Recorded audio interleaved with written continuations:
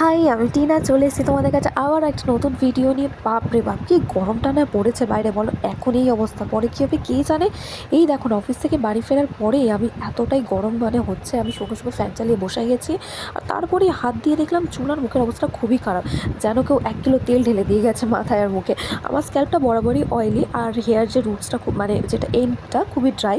তো আমার কাছে এই হেয়ার অয়েলটা পুরো ম্যাজিকের মতো কাজ করে। আমি আর সেরকম কিছুই অ্যাপ্লাই করি না। তো হেয়ার অয়েলটা আমি জাস্ট খুব ভালো করে এখানে হাতে নিয়ে তোমরা দেখতেই পাচ্ছ মাসাজ করে নেবো। আর এই মাসাজটা নিতে না জাস্ট অসাধারণ লাগে, সারাদিন ক্লান্তিটা এখন এখানেই কেটে যায়।